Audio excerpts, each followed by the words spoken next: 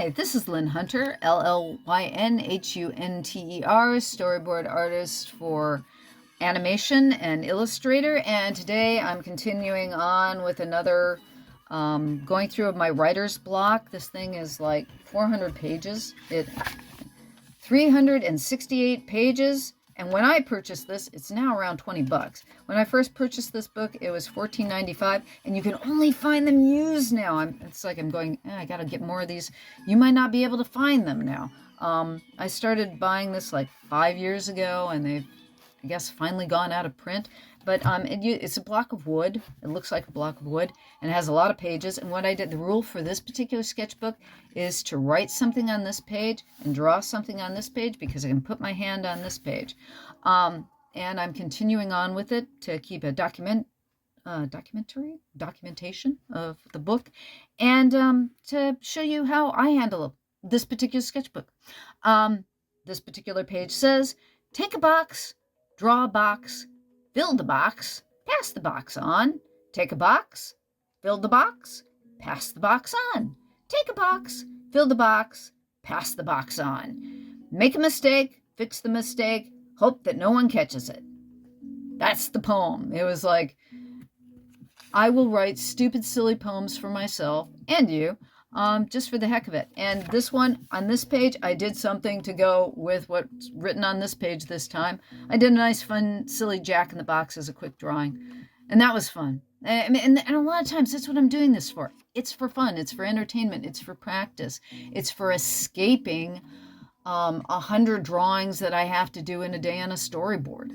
It's escaping, okay, I've got a deadline. I've got to get this done now, but I need a break, so I'll go into my sketchbooks and draw. Okay.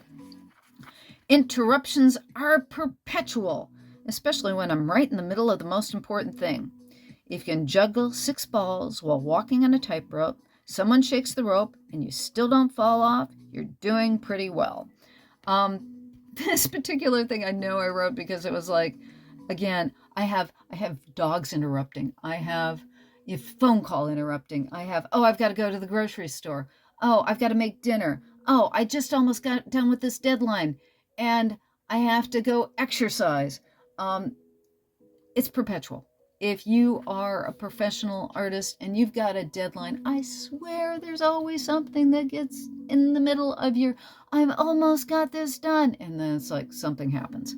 And that's kind of what I was writing about. It's like that, especially when you're a professional artist, it is a constant juggling game. And then I started doing a kangaroo over there, and I threw a couple more kangaroos in the background. And not the best sketch, not the worst sketch. It was me playing around, and it doesn't matter. You know, it's like, look at all this messiness.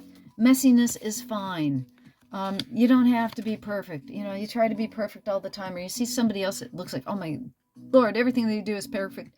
I do some really, really perfect things. If you see some of my finished paintings, especially the ones that I've done for Warlord, Saga of the Storm, or a lot of the illustrations that I've done for comic books or other things, I will do really perfect drawings. Well, this one's pretty good.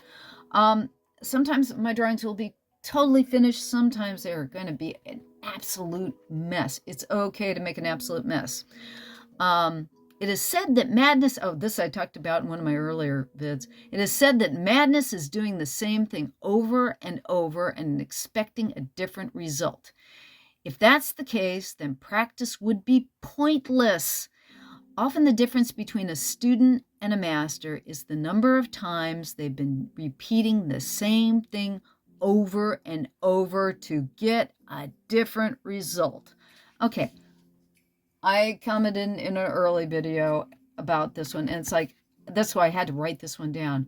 I hate that saying. I hate it with a freaking passion, because we as artists, we're doing nothing but practicing heads, hands, bodies, backgrounds, over and over and over, so that we can get better at our skills.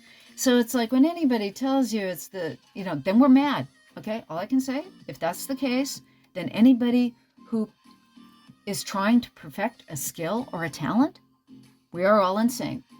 So maybe that's it. We are insane because we keep on trying to do the same thing and getting a different result. But guess what?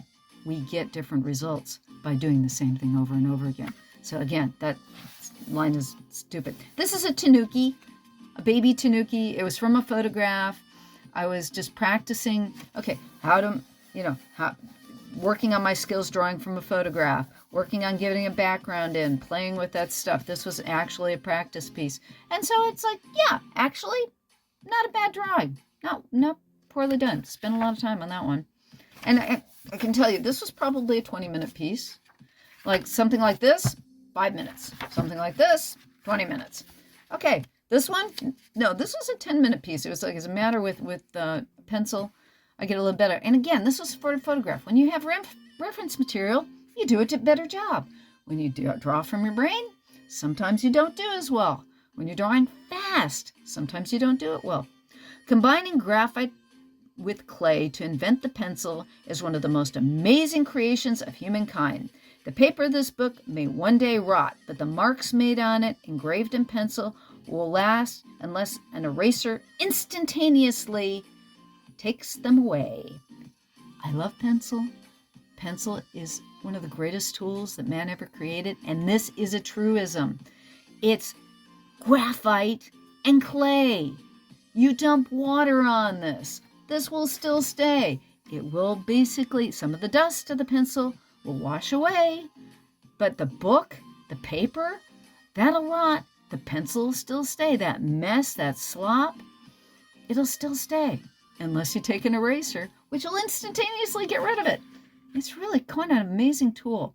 And you think about it, you just slide it to the side and you get a bold piece of gray. It is just one of the most amazing tools that humans have ever invented. And it's not that old.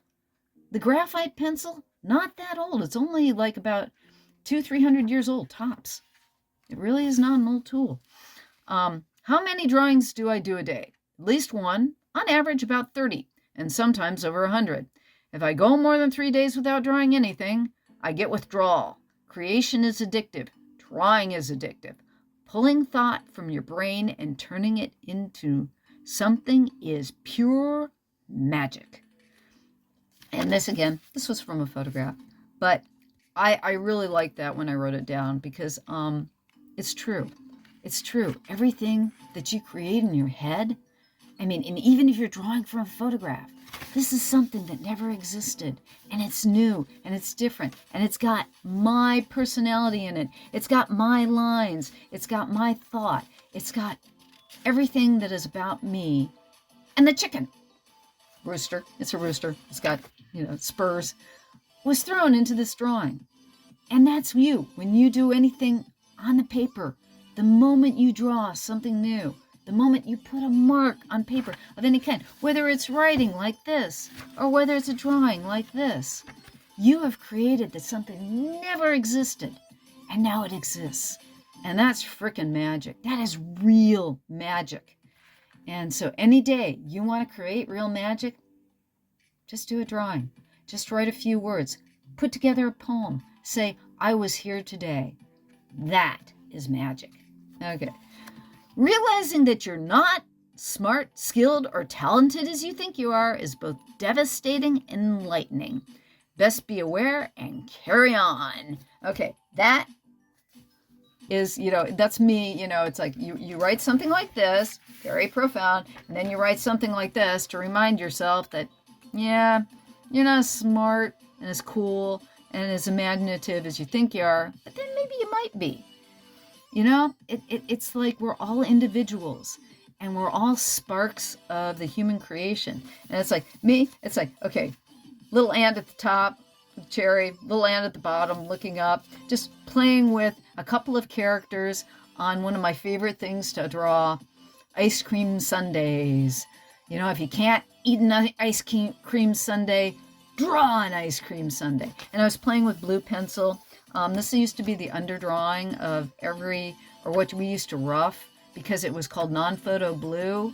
And when cameras were the primary thing and Xerox machines were the primary things for copying, you can shoot an image in black and white and the blue won't show up. So we used to draw a lot with non-photo blue. Also, I wanted to comment on, we'll do one more page and that'll be it. If you think you only have to learn a thing once, you may learn nothing at all. Oh, that's a good one to end on. And that's to remind me every time that I redraw and redo something or start learning something again, it's like you don't learn something just once. My dad was a good one for, okay, he thought he could tell me something once and I'm supposed to learn it. And he'd get mad when I didn't learn from the thing that I learned, that one thing, but I haven't, done it for 3 months. And then, I got to learn it all over again because, I haven't done it in 3 months and I didn't want to do it and it didn't stick with me and I had to learn it again. We learn over and over and over again. It's why we draw hands a million times. And when you're drawing a hand again, you will pull out a photograph of the hand in the pose that you need, and you will look at it while you're drawing because you cannot rely on your memory because your memory is not that great. You think it is. To be an artist, you have to have a good memory. You really do. Good memory is a good thing again, a skill you can work on. This one again, it's a nice European badger drawn from a photo, playing with composition, playing with the page, playing with pen, playing with line. And here's the other thing. I haven't commented in a while, but I can't draw a straight line. Every time I put a border around each one of these pages, it's me practicing straight lines. Every time. Do I draw a straight line? Most of the time? Nope. If I keep trying to draw? Yep. Do I practice it every day? Yes, I do. Do I still get it? Nope. So it's like there are a lot of us out here that aren't perfect. Most of us out here aren't perfect. That doesn't mean you give up drawing. I have been making a living as an artist for probably, if you count all the way back to when I used to make jewelry for my mom, since I was 12 years old. I keep on trying to make a living at what I do. Sometimes I actually get paid for what I do. Sometimes I don't. But I keep drawing and I keep practicing, and I hope you do too. Thank you for stopping by. This is Llyn Hunter, LLYNHUNTER. Please like and subscribe. By just subscribing or liking, what that does is that brings me up on the possibility of actually getting paid for doing this. Thanks again. I really appreciate your being here. Bye-bye.